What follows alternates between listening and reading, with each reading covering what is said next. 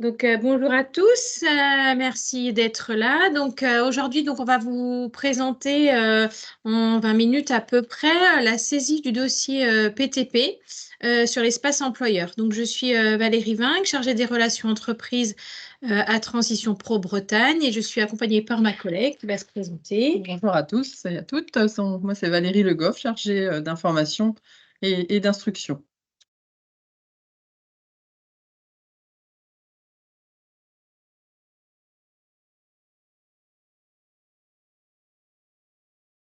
Alors, le webinaire d'aujourd'hui, en fait, va être enregistré.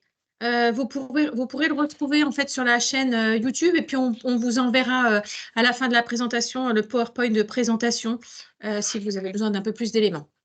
Donc, je vous laisse, Valérie, débuter. Donc là, c'est le courrier de notification que vous recevez dès qu'il y a un dossier en cours à saisir d'un de vos salariés. Donc, il vous informe sur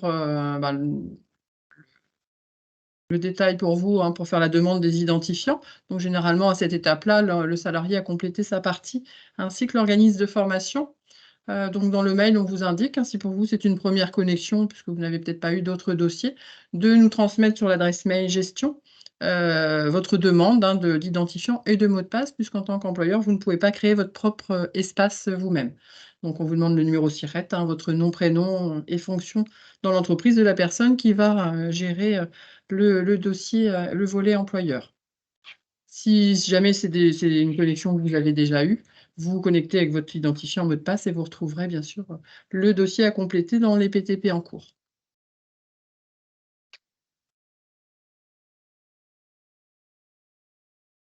Donc une fois que vous arriverez à vous connecter par notre site internet, vous aurez de toute façon le lien dans le mail.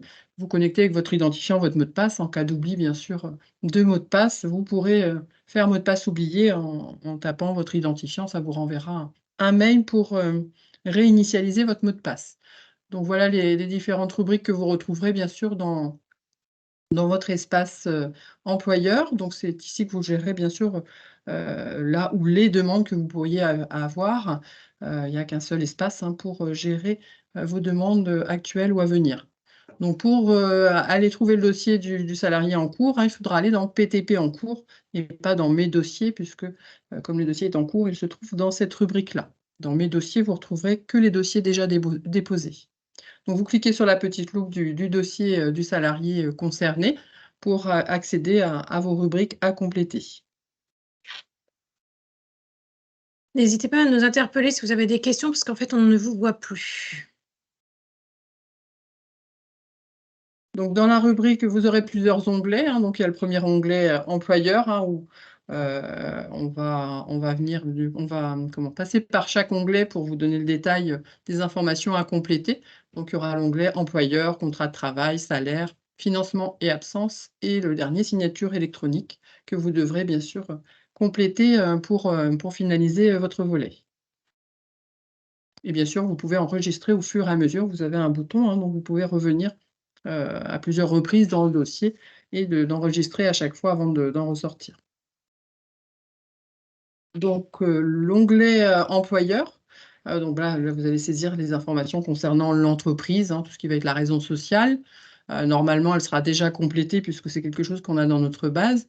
Si jamais il y a quelque chose qui n'est pas bon, bien sûr, il faudra nous transmettre la demande pour le modifier à ce moment-là dans notre base informatique. D'indiquer votre OPCO, si vous en avez la connaissance normalement de l'opérateur de compétences. Ça va être important également d'ouvrir le menu déroulant et de mettre le code de rattachement concernant votre entreprise, et bien sûr la personne à contacter, donc la personne qui va gérer le dossier, le compléter, et qu'on pourra contacter s'il y a des questions bien sûr sur votre volet qui aura été complété. L'onglet employeur, vous avez aussi une deuxième partie qu'on ne visualisait pas, qui est si jamais l'adresse de règlement est différente de l'adresse de l'entreprise, de ne pas hésiter à l'indiquer, bien sûr, en cliquant sur le menu déroulant. Et il y a également la rémunération du stage. Donc on vous indique qu'en cas de période d'application en entreprise, si elle se déroule dans l'entreprise, dans votre entreprise ou un établissement secondaire ou filiale, on vous pose cette question-là parce que si c'est le cas, il n'y aura pas de prise en charge par Transition Pro Bretagne de la rémunération de ce stage. Donc ça, c'est important d'apporter la bonne réponse à cette question. Et concernant les coordonnées bancaires, vous serez obligé de ressortir du dossier en cours pour aller dans l'onglet RIB de votre espace, pour aller le saisir et joindre votre RIB, qui sera ensuite vérifié par nos services et validé.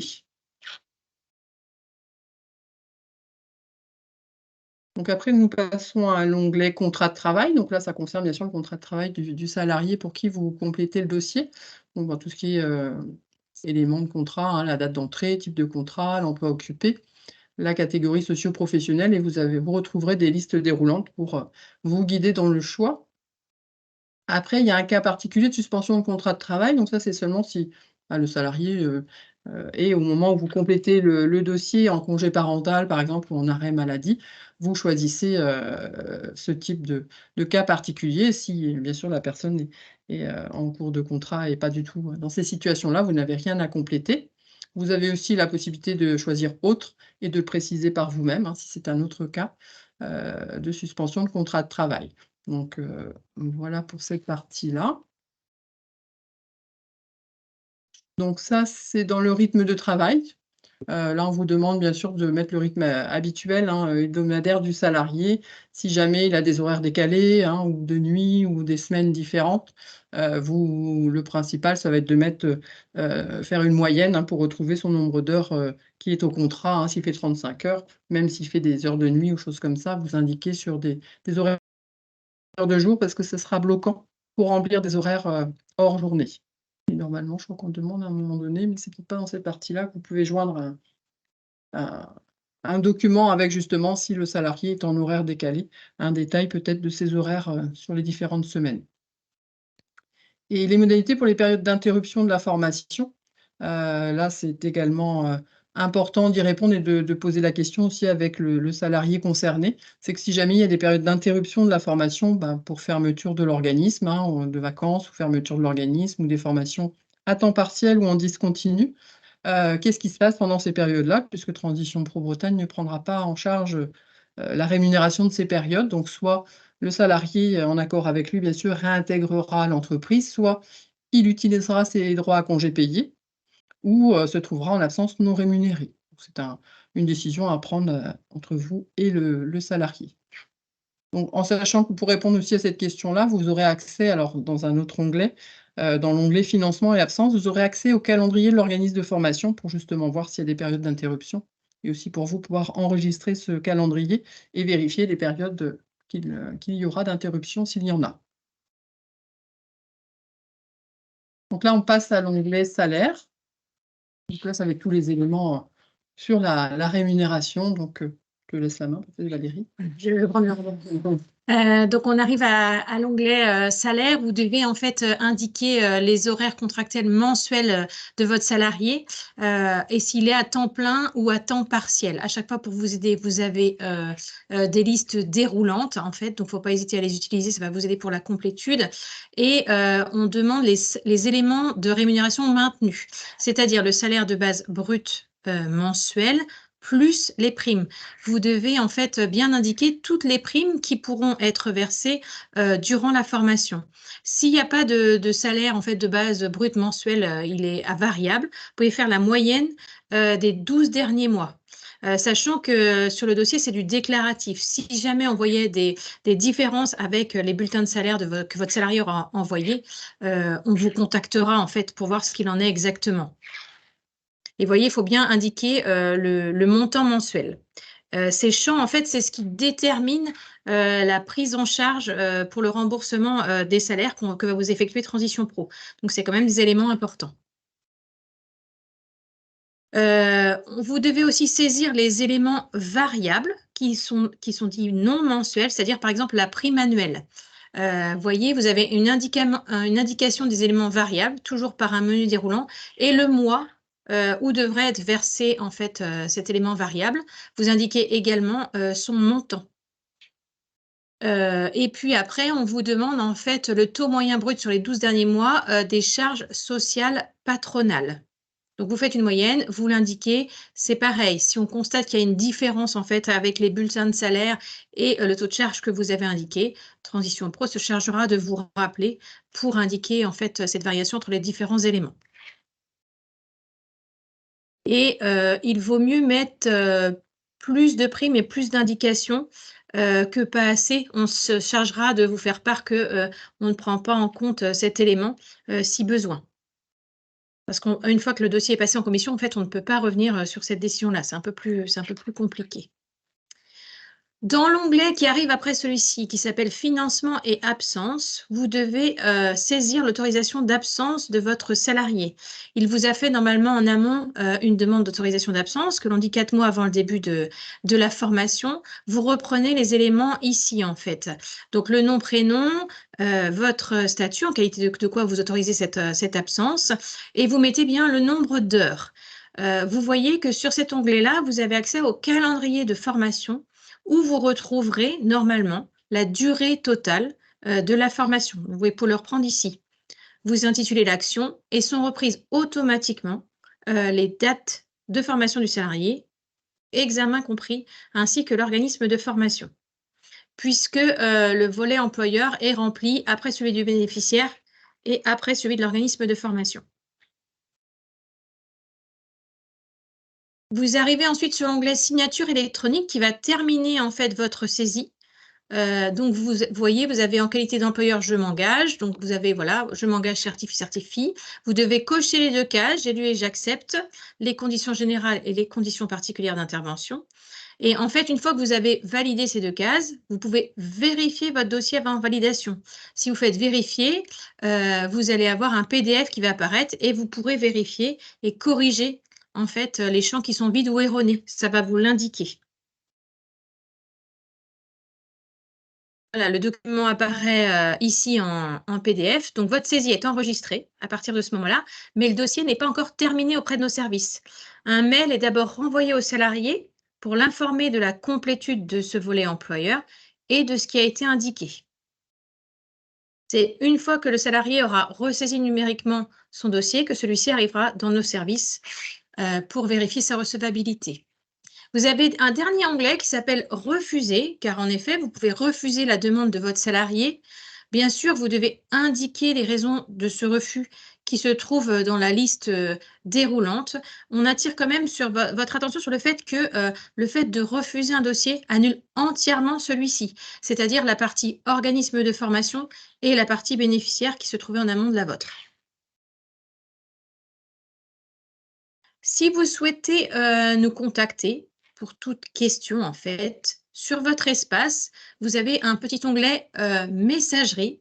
Vous cliquez dessus et vous arrivez sur un nouvel échange et vous pouvez nous faire part de votre question. Les messages sont lus à peu près tous les jours par nos services et on essaye d'y répondre dans un maximum de délai.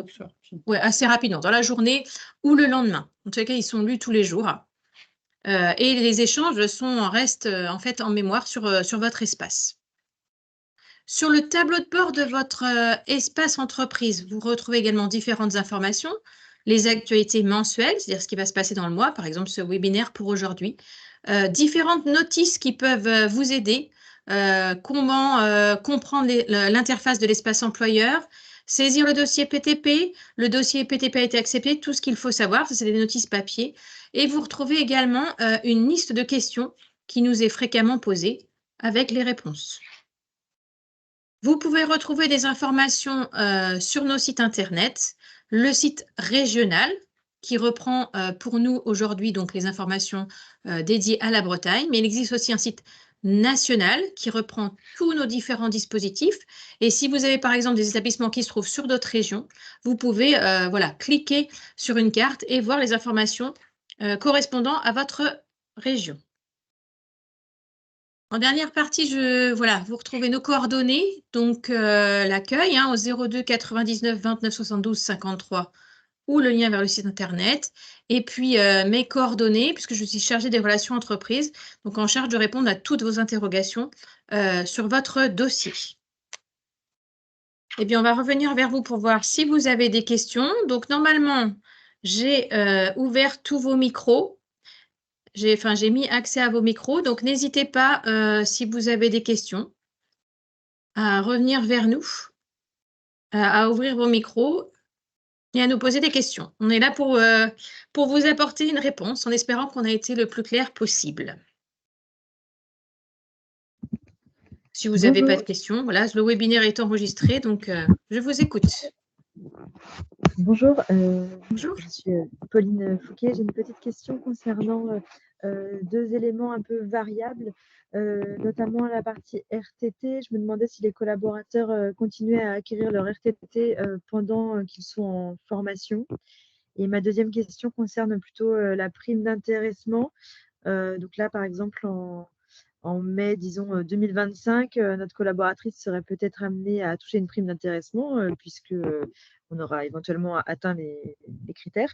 Sauf qu'elle n'aura pas été présente, on va dire, au bureau. Elle est toujours dans les effectifs, mais pas présente. Est-ce qu'elle est du coup concernée par cette prime-là? Alors, la maintenir, ce sera peut-être au prorata par rapport à sa présence sur l'année. Ça dépend de quand à quand va cette prime. Mais par contre, on ne la prend pas en charge dans la rémunération que l'on pourra vous rembourser le temps qu'elle sera en formation. Ok, ça marche. Et pour les RTT, ça dépend le temps qu'elle fait en formation, en fait. Si elle est sur une formation 35 heures, normalement, elle n'acquiert pas de RTT au moins le temps de la formation. Ok, d'accord. Puisque le RTT, en fait, c'est pour les contrats qui sont supérieurs à 35 heures. Oui, mais du coup, donc elle ne peut pas faire plus que 35 heures de formation, si je comprends. Et il faudrait voir avec son calendrier, en fait, de formation ce qui est indiqué. Ok. Très bien, merci. Après, le salarié reste vraiment salarié de votre entreprise. Bon, donc toutes les questions RH ou très techniques sont à voir aussi avec lui. Il ne faut pas hésiter. Avec lui, c'est notre service règlement qui sera joignable par notre plateforme téléphonique aussi, qui aura peut-être plus de précision sur des questions comme ça, très, très précises sur des primes à maintenir ou pas. Après, sur les durées de formation, si c'est du temps plein ou du temps partiel. Donc, tous ces détails, vous pouvez aussi revenir vers nos services règlement en passant par notre plateforme qui est indiquée. Via l'onglet messagerie, du coup, si je comprends? Alors, soit l'onglet messagerie, bien sûr, notre service règlement y répond également, ou même par téléphone sur notre plateforme, comme vous le souhaitez, mais vous pouvez aussi utiliser la messagerie, bien sûr. Oui, vous appelez le standard et vous demandez à parler au service règlement. Et voilà, vous aurez un interlocuteur. C'est noté. Merci beaucoup. Est-ce que il y avait d'autres questions dans la conversation? Il y a plusieurs questions dans la conversation. Eh bien, on va regarder ça. Merci.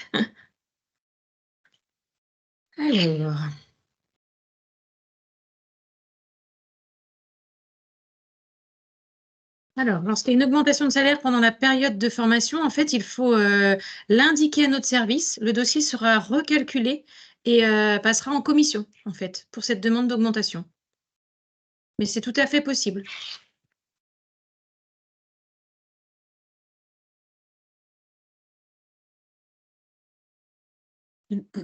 Quand l'employeur a validé, le salarié lui reçoit un mail. C'est ça. Qui dit quoi? Qui lui dit que vous avez finalisé le remplissage de votre partie. Et dans ce cas-là, il doit vérifier ce volet-là pour voir s'il est d'accord avec les éléments qui ont été complétés. S'il en est d'accord, il va valider et déposera son dossier à ce moment-là. Si jamais il a des questions, il pourra revenir vers vous. Il peut également vous redonner la main si jamais il y a une erreur ou il manque peut-être une prime ou quelque chose, un élément qui lui paraît manquant, il peut vous redonner la main. Et à ce moment-là, il faudra vous reconnecter à votre espace pour échanger bien sûr d'abord avec le salarié et voir s'il y a quelque chose à modifier. Vous pourrez modifier à ce moment-là votre volet. Et il faudra re-signer électroniquement par contre pour refaire la démarche inverse et que le salarié puisse à nouveau revérifier et valider pour déposer son dossier. Ça, je pense que c'est la question qui vient d'être posée sur les RTT. Ouais. Je ne vois pas d'autres questions dans la conversation. Est-ce que quelqu'un a une autre interrogation?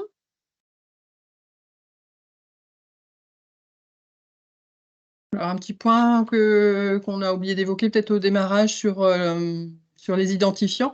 Un petit point, ça dépend si vous gérez un seul établissement en Bretagne, vous passez par ces identifiants qu'on va vous transmettre. Par contre, si jamais vous êtes une plus grande entreprise et que vous gérez plusieurs établissements sur la Bretagne, vous pouvez nous demander plutôt la création d'un compte qu'on appelle délégué, sur lequel on peut rattacher plusieurs SIRET bretons, et ce qui vous permet d'avoir un seul accès à un seul espace et gérer les différentes demandes à partir de ce même espace.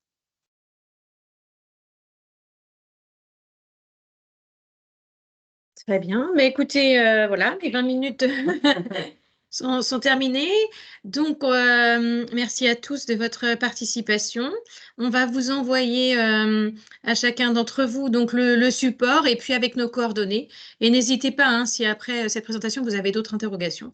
On est là pour répondre à vos questions. Donc, c'est une bonne fin de journée. Merci à tous. À bientôt. Au revoir. Bonne journée, au revoir.